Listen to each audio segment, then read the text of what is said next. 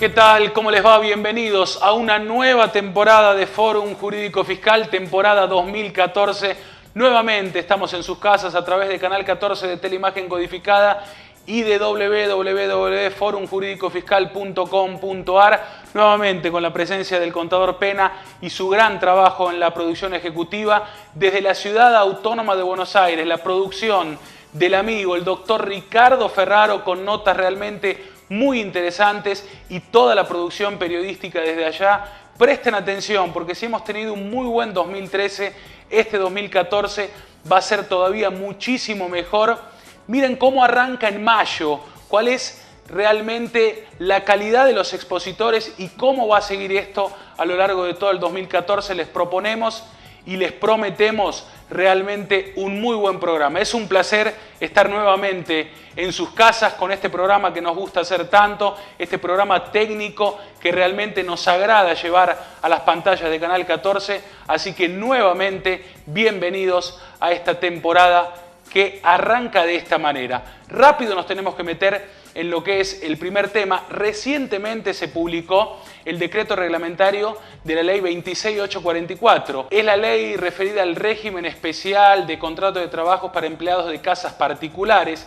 Es muy importante esta ley, la hemos visto el año pasado expuesta aquí en Fórum Jurídico Fiscal por nuestros expositores de gran manera y ha pasado casi un año desde aquella promulgación de la ley hasta la publicación de este decreto reglamentario. Se hizo esperar, pero realmente es muy importante tratarlo. Hay un universo de 1 millón de ciudadanos que son empleados de casas particulares, empleadas domésticas, y por eso lo queríamos tratar realmente con mucha altitud. El doctor Raúl Magnorsky es el que va a exponer en esta oportunidad sobre el decreto reglamentario. El doctor Magnorsky realmente es expositor de REPAR, en los cursos que dicta REPAR en la Ciudad Autónoma de Buenos Aires. Es un reconocido tributarista a nivel nacional y además es especialista en estos casos laborales y previsionales. Así que lo vemos, el doctor Raúl Magnorsky en Fórum Jurídico Fiscal.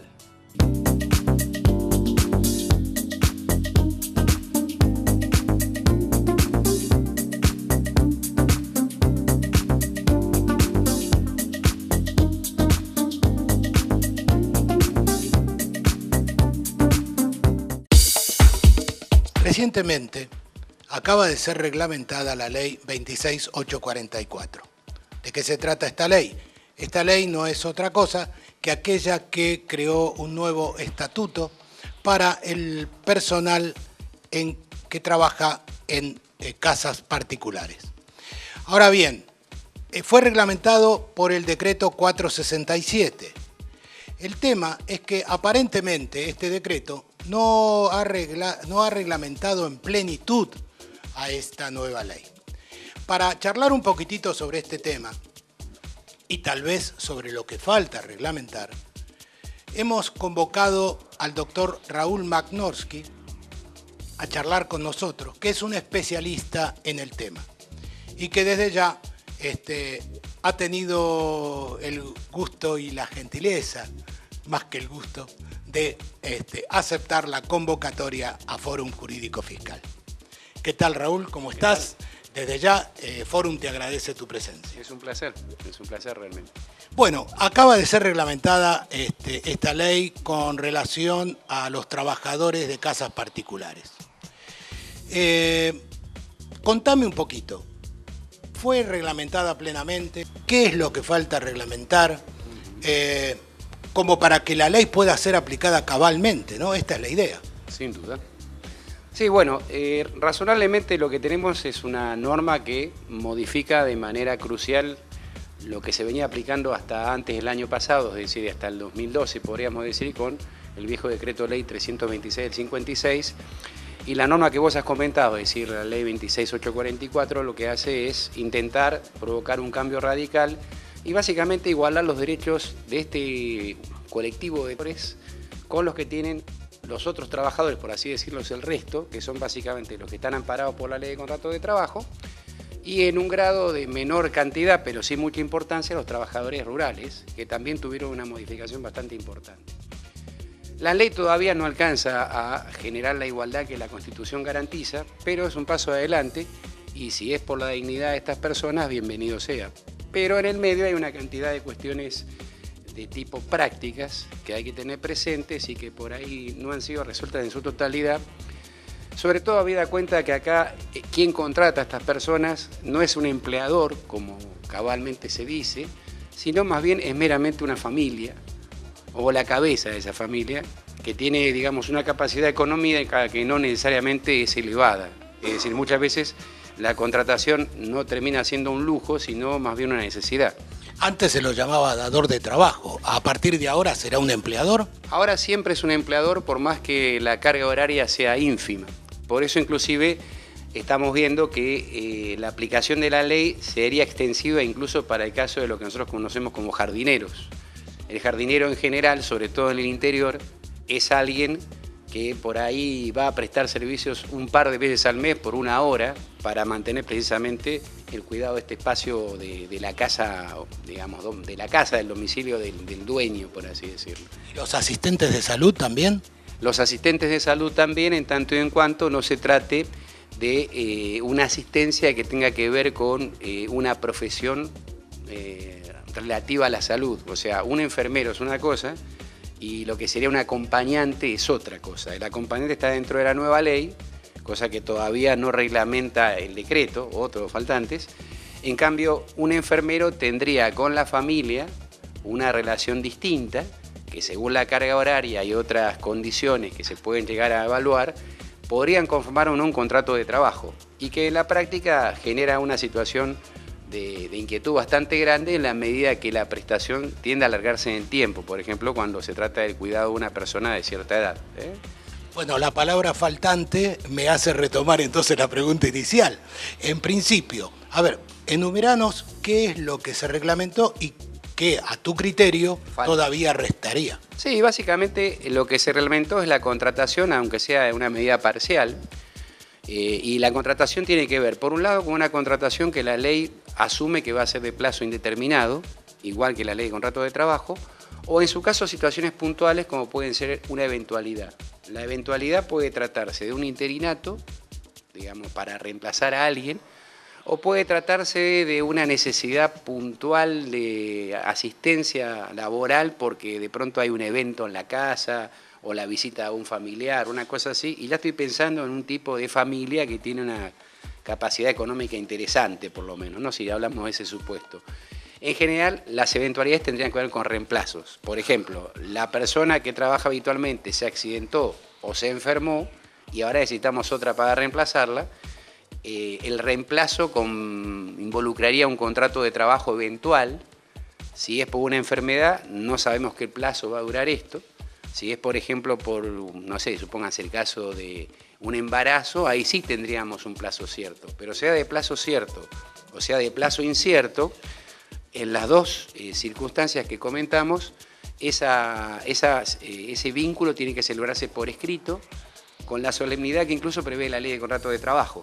Y la idea sería, básicamente, además de registrar al trabajador en el portal web de la AFIP, cosa que se da para cualquier vínculo, acá habría que convalidar ese vínculo a través de un contrato por escrito, que nosotros recomendamos que, si es posible, se homologue en sede laboral, cosa que, por ejemplo, esta jurisdicción de la CABA no contempla.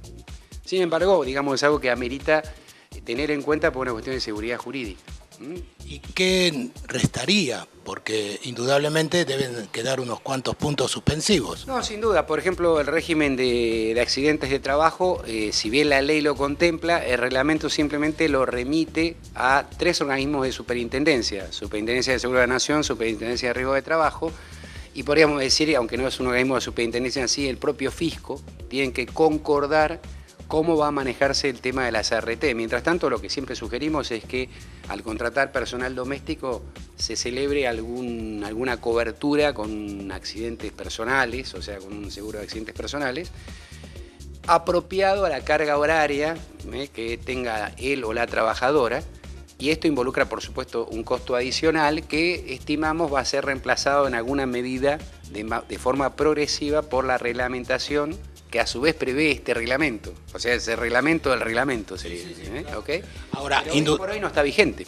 Ahora, indudablemente hay un aumento en el costo de la contratación ahora, a partir de ahora, con relación a lo que era lo usual, digamos, antes de esta reglamentación o de la ley 26844. En realidad yo diría que el seguro yo siempre lo recomendé. O sea, para mí esa situación es neutra. Y después, en todo caso, veremos cómo la AFIP y las dos superintendencias manejan esta situación, que por lo que he escuchado van a ser como niveles de importes, o sea, rangos de importes en función de la carga horaria. Y va a ser un dato fijo que las ART no pueden manejar a gusto o según su criterio, como ocurre con el régimen laboral común de la ley 24.557, que ahí sí la ART propone una alícuota nueva y razonablemente el empleador, salvo que sea muy poderoso, se ve arrastrado a esto. Entonces aclaramos, en este caso lo que he escuchado, que no está confirmado, es que se va a manejar por rangos en función de la carga horaria, o sea, por rangos de importe. Con lo cual veremos si con eso alcanza o no para cubrir todos los riesgos a los que se ve expuestas estas trabajadores, trabajadoras, y eventualmente ahí veremos qué conviene más, pero todavía no lo tenemos. Es un tema que faltaba. Otro tema que también falta es que la ley promete adecuar el régimen de subsidios familiares, eso el reglamento no lo ha previsto. Ahí estamos diciendo entonces que todavía está la desigualdad de este tipo de trabajadores, que encima en su mayoría son mujeres, con el resto de los trabajadores que están en la Argentina, que tiene un régimen, digamos, de seguridad social mucho más completo. Lo mismo pasa con el régimen del seguro de salud, donde estas trabajadoras quedarían cubiertas supuestamente con la cápita personal individual de ellas, pero si quieren adherir a esa protección a sus hijos, por ejemplo, tienen que poner de pronto 100 pesos. Y para ellas, por ahí es una erogación importante, termina teniéndose en un hospital. Algo dijiste de trabajadores rurales también. Sí. ¿Por qué no haces un raconto de ese temita? Bueno, ya que estamos, los trabajadores rurales ahora tienen la mejor ley. Tienen la ley que contempla más licencias, la ley que contempla menor carga horaria, solo 44 horas por semana. Y tienen, por ejemplo, un régimen beneficioso también en materia de extinción y de contratación. No se les puede aplicar el periodo de prueba directamente. Acá con los trabajadores comunes, podríamos decir la 2744, tenemos un periodo de prueba que, como todos sabemos, está en 3 meses. Los trabajadores domésticos, para poder aplicar ese periodo de prueba, es requisito indispensable, según lo que justamente comenta o establece esta reglamentación, que sean registrados en la AFIP previamente. Está muy bien eso. Ahí el periodo de prueba sería, digamos, de 1 mes para los trabajadores que son, por así decirlo, cama adentro, y eventualmente, si son cama afuera, depende de cómo se dé esta prestación, pero al final termina cerrándose en el plazo de 3 meses, en función de la cantidad de visitas que hagan por semana. O sea, ahí tenemos una comparativa donde nos da 3 situaciones distintas, ¿no? Para el trabajador rural no se puede aplicar el periodo de prueba. Para el trabajador común sigue de 3 meses. Para el trabajador doméstico, en general cama adentro hablamos de 1 mes. Pero siempre con el previo requisito. Acá se vincula lo legal, desde el punto de vista de la ley, con lo, digamos, que tiene que ver con una obligación de la seguridad social, dar de alta de manera precoz. Pero bueno, el reglamento, volviendo al tema que nos interesa, cierra ese tema de la contratación, obliga a armar las contrataciones de temporada y o eventuales que se pueden dar con alguna frecuencia, siempre con la solemnidad de un contrato por escrito. Habilitan a la AFIP y a las 2 superintendencias que comentamos antes a cerrar el tema de las ART, pero no terminan de definirlo. Habilitan un régimen de conciliación previa de conflictos, que todavía no está vigente, pero que va a estar en manos de la Comisión Nacional de Trabajo de Casas Particulares, que es un órgano que está, digamos, en gestación. Y en cierta medida podemos resumir como que hay una cantidad de situaciones que promete, pero que no termina de cerrar. En particular, me sorprendió la cantidad de texto que por así decirlo, se invirtió en determinar cómo sería la contratación de menores. Y los menores aquí serían de un rango de entre 16 y 18 años. Como sabemos, en Argentina está prohibido contratar personas que no hayan cumplido aún los 16 años, salvo que trabajen con los padres. Y esto incluso requiere una autorización administrativa. Pero en el caso que estamos analizando, el reglamento se ocupó de alguna manera, de advertir que para contratar a un menor necesitamos una autorización, que esta autorización tendría que estar emitida por los tutores, padres, responsables, etc. Un certificado de aptitud física, un certificado de estudios finalizados, de los estudios obligatorios, que de no cumplirse debería obligar a lo que se llama terminalidad educativa, que consiste en que el empleado de alguna manera le exija al inicio y al final de cada ciclo lectivo el certificado que la entidad educativa va a emitir para a su vez presentarlo ante la autoridad de aplicación. Entiendo que en general esto va a ser de alguna manera desincentivar la contratación de trabajadores que estén en ese rango de edad, obviamente, pero bueno, de alguna manera lo que apunta la norma es a proteger a los menores, cosa que también está bien. La verdad, Raúl, creo que el panorama ha sido muy completo, pero me parece que quedan algunos temitas por hablar. Así que te comprometo a volver a charlar sobre el tema. ¿Seguro? Muchas gracias. Fórum te agradece tu presencia. Volvemos al piso entonces.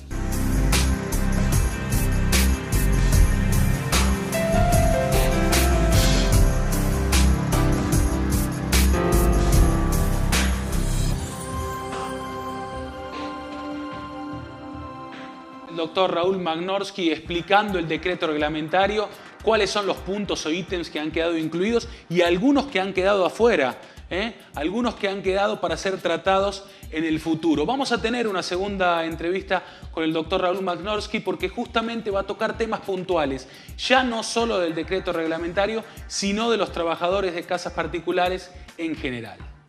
Seguimos en Fórum Jurídico Fiscal. Recuerden ustedes que la Resolución General 2927 dio nacimiento al indicador mínimo de trabajadores.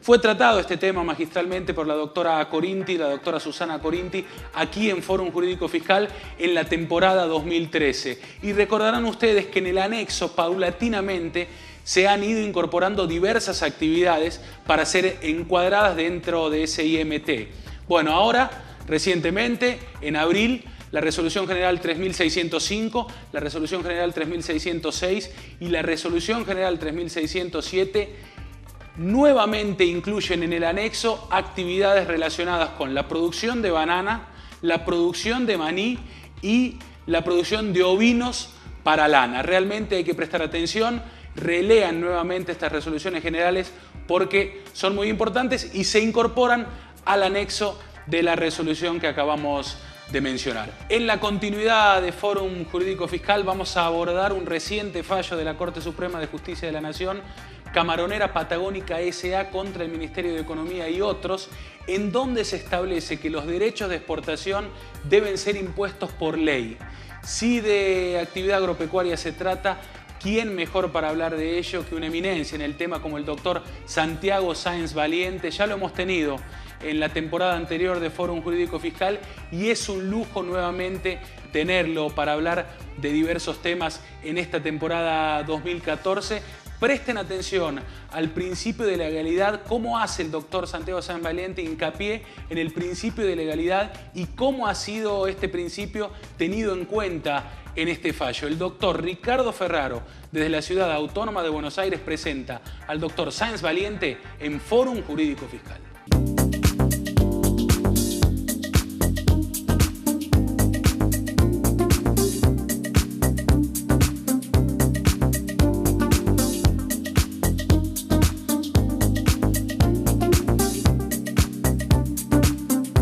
Estamos con el doctor Santiago Sáenz Valiente. ¿Por qué lo convocamos? Que él viene con un gustazo acá. Se los quiero decir. Me lo dijo él. Ahora van a ver que se los va a decir. ¿Saben por qué? Porque hay un fallo de la Corte que dijo que no hay impuestos sin ley. Chocolate por la noticia. Pero no se dedicaba solo a un impuesto nacional, sino que lo dijo sobre los derechos de exportación. Veamos un poco los fundamentos de esa decisión de la Corte en boca de la opinión del doctor Santiago Sáenz Valiente. Santiago, ¿cómo estás? ¿Qué tal, Ricardo? Como vos decís, un gustazo estar acá. El tema que trajo mucho revuelo, ¿no? El 15 de abril acaba de dictarse sentencia de la Corte Suprema y la verdad es que el entusiasmo inicial fue mayor al que podemos plantear desde el punto de vista de los derechos de exportación del agro. ¿Por qué? Bueno, a ver, lo que creo sí que es importantísimo es cómo sentó base sobre el principio de legalidad. Es decir, creo que el fallo en su totalidad de 80 páginas da con toda precisión algo que, como bien vos decías, Chocolate por Noticias, ya sabemos que no puede haber tributo sin ley, pero aquí define, por un lado, el hecho que los derechos de exportación no solo son un tributo, sino que dentro de esa clasificación son un impuesto. Eso ya estaba dicho por la Corte, pero se ratifica. Y en referencia a la Constitución Nacional, al artículo 76, a la imposibilidad de delegar, digamos, en el Poder Ejecutivo o incluso de rangos menores, como puede ser un ministerio, reafirma que aún en situaciones de emergencia, como fue la 26561, aún en situaciones de emergencia no es posible establecer impuestos por parte del Poder Ejecutivo ni ninguno de sus institutos. Digamos, la parte del Poder Legislativo es el único que puede establecer impuestos, y no solo el impuesto en sí mismo, sino respecto de los elementos que conforman un impuesto: el hecho imponible, el sujeto, la exención y, por supuesto, la alícuota. Sí, claro, la legalidad no es solo una ley, sino que tiene que tener todos los componentes que hacen a un impuesto o a un tributo, ¿no? Totalmente de acuerdo. Lo que pasa es que a veces parece que por medio de un decreto o de una norma de rango inferior modifican una alícuota donde solo algunos opinan, de los integrantes de la Corte, que solo es posible una situación de esa naturaleza cuando está definido la política legislativa con toda precisión de la posibilidad o no de modificar la alícuota. Si no, no es posible. Y otra cuestión que es muy interesante que se estableció es que a veces se puede llegar a ratificar por ley una normativa dispuesta por un rango del Poder Ejecutivo. Y eso indirectamente tiene su aceptación. En el caso concreto todo lo que es derechos de exportación, porque esto era una camaronera, esto era una empresa pesquera que tenía alícuotas entre el 5 y el 10%, y por un periodo corto, por una resolución, la 1102, fue que declararon la inconstitucionalidad por no cumplir el principio de reserva de ley de legalidad. Entonces, creo que es muy importante considerar y contemplar que además se refirió, por supuesto, al artículo 99, inciso 3, la reforma de 1994 de la Constitución Nacional, respecto de la imposibilidad de, aún en situaciones de emergencia, por cuestiones impositivas, no se puede establecer por decreto una normativa legal, digamos, darle fuerza de ley. Ahora, a tu juicio, ¿no? Todo el resto de los derechos que se fueron imponiendo con posterioridad a la fecha en que se declara la inconstitucionalidad de esa norma, ¿cómo juegan? ¿O cuál es el impacto en el agro a partir de este fallo? Bueno, lo interesante del caso, a ver, hasta el año 2010, hasta agosto del 2010, todas las leyes fueron ratificando las normativas reglamentarias o de menor rango, con lo cual de alguna manera le dieron una cierta validez. A partir de agosto del 2010 es cuando se abre un poco el abanico, que es para los aumentos que hubo de los biocombustibles y de los alimentos balanceados. Fueron los dos casos que después de agosto del 2010 aumentó la tasa y en consecuencia eso puede tener un cuestionamiento. De todas maneras, a mí me parece que esto se une con un fallo o con diversos fallos vinculados a la razonabilidad. Y la verdad que los derechos de exportación tienen grandes problemas. Primero, bueno, no sé por qué se llaman retenciones, la verdad que es algo difícil de entender. Pero la verdad es que tienen una equidad manifiesta desde el punto de vista fiscal porque no contemplan la capacidad contributiva, todos los productores tienen distintos costos. Por supuesto que el que lo ingresa es el exportador, pero se lo cobra al productor. Y por otro lado, el hecho de que la propia Constitución establece que los derechos de importación y exportación, la recaudación, queda en manos del Poder Ejecutivo Nacional, el problema grave no es solo que no se coparticipa, sino que baja las bases imponibles del resto de los impuestos coparticipables, como es IVA y ganancias. Esto es un problema enorme porque se quita la riqueza de una determinada jurisdicción y toda la recaudación termina en manos del Poder Ejecutivo Nacional. Por la propia disposición de la Constitución, estoy de acuerdo. Pero creo que, bueno, ahora está la discusión del trigo, ¿no? Con el 23% y ahí va a haber una devolución más que relativa. Digamos, creo que, de hecho, sé que hay algunos abogados que están recibiendo planteos de productores de buscar la defensa de la confiscatoriedad global que se está produciendo en el agro. Hay análisis profundos que sabemos que demuestran que en los hechos el agro está pagando entre el 80 y el 90% por lo menos del total de su renta en impuestos provinciales, nacionales y municipales. Y esto, si esto no es confiscatoriedad, no sé a qué le podemos llamar. Está bien que hay que analizar los impuestos indirectos, los que se trasladan y todo, pero realmente creo que esto es lo que se viene en un futuro, por lo menos por lo que estuve escuchando de algunos estudios de abogados que están recibiendo este planteo. Es decir, que vamos a tener para volver a vernos. Seguramente de este tema no se ha terminado aquí. Mirá, para divertirse tenemos siempre, ¿no, Ricardo? La verdad que todos los eventos que vamos y que nos encontramos hace tantos años, bueno, todo esto nos da para entretenernos, aunque habría formas más divertidas, ¿no? Pero bueno, cada uno toma lo que quiere de esta vida para poder entretenerse. Nosotros somos muy aburridos, es lo que elegimos. Sí. Gracias, Santiago. No, gracias a vos. Volvemos a Fórum Jurídico Fiscal.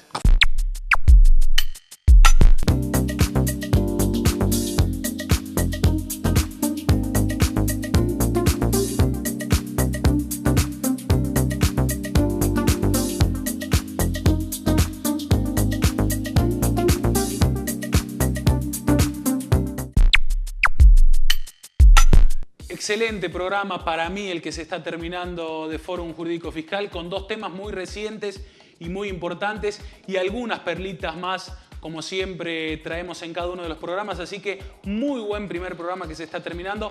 Otra vez está Hernán Ramos con nosotros a lo largo de todo el año. Gracias, Hernán, también. Gracias, Contador Pena, por estar en este primer programa. Al amigo Ricardo Ferraro también. Todo su trabajo del 2013 va a seguir en este año 2014. Se está terminando este primer Fórum Jurídico Fiscal de la temporada y quiero decirles que vamos a continuar con el tema musical al igual que el año pasado, pero vamos a agregar en esta oportunidad una frase generalmente relacionada a temas tributarios de reconocidos tributaristas, esta vez de Vicente Oscar Díaz. Para el Contador Pena, uno de los mejores tributaristas de la Argentina, fallecido recientemente hace 20 días, una frase de él, una persona que le gustaba también mucho el tango, hincha de San Lorenzo, así que nos vamos a ir con la frase de él, con un tango por una cabeza de Gardel y Lepera en homenaje. Así vamos a terminar este Fórum Jurídico Fiscal. Nos encontramos la próxima semana, ya saben, por las pantallas de Canal 14 o a través de forumjuridicofiscal.com.ar. Hasta la próxima semana, así nos despedimos.